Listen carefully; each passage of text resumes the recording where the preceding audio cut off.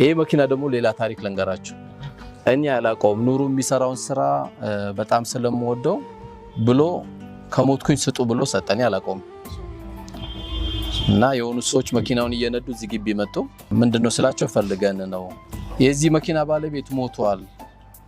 እና ለኑሩ ለሚሰራው ስራ ስጡ ብሎ አላሉኝ እኔ አልቀበልም ከያቱም እናንተ ሳያችሁ ወንዶች ብቻ ናችሁ ሚስቱን ማግኘት አለብኝ አላህ የሰጣት ድርሻ አለ ብለን እሷና ይዛችሁን አልኳቸው ከ3 ቀን በኋላ ይዞ መጣ እሷ እንግዲህ እኔ መኪና እንዳለው ማላቀም ማለች መጀመሪያም ለአኺራው እንደገዛ ነው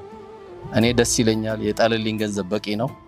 ወራሽ ልጅም የለንም ለኔ ከበቂ በላይ ጥሎልኝ ሄዶ ልጅ ይሁነው ብላ ሰጠች እኔ አሁን የሰጠው ልጅ ራሱ አላቆም ቀብር ነው ያለው አንዳንዴ ያው ቀብርም ተኝቶ የሚሰራለት ሰው አለ ማለት ነው ማንንም ሳይሰጥለትና ይሄ መኪናም እንደዚሁ ለአንዳንድ ኸይር ስራዎች የሚውሉ ነው ከመጣል ላይ ቀር አንዳንድ ታሪኮች ሳናቃቸው ልብ የሚገባሉና የዚህ አይነት ስራዎችም የሚሰራበት ትልቁ አጋጣሚ ነው ለማለት ነው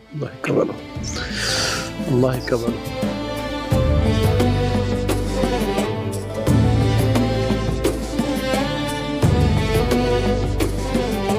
የእውነት ስለሆነ ነው በቃ የምር ስለሆነ ነው እና ሰው እዛ ተኝቶ ግን ስራው አልተቋረጠም ይሄ ሰው ማለት በየጊዜው እቺ መኪና አገልግሎት በሰጠች ቁጥር ድሆች ጋር በደረሰች ቁጥር የተቸገሩ ሰዎች ጋር ባንኳኳች ቁጥር ይሄ ሰው ካኑ ምናልባትም በህይወት ካሉ ሰዎች የተሻለ ምንዳ ምክንያቱም ሪያ የለው ሱማ የለው እኔ ነኝ እኮ አይል በቃ ሄዷል እሱ ከስራው ጋር ተገናኝቷልና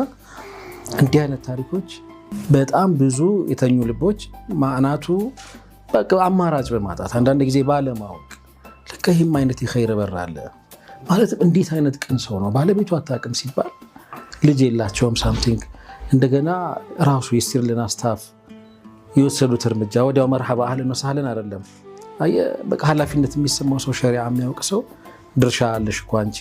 ልጆች አሉ ወይ ውርስ የሚባል ነገር ስላለ ያን ሁሉ ማጣሪያ አልፎ ዛሬ እያገለገለ ነው ይሄ መኪና ሙምኪን ከዚህ በኋላ ስንት ዓመት ይቆያል በእያንዳንዱ ነገሩ ይሄ ሰው አጅር እየከሰበ ነውና ለኔ በቃ የህይወት ዘመን ትምህርት ነው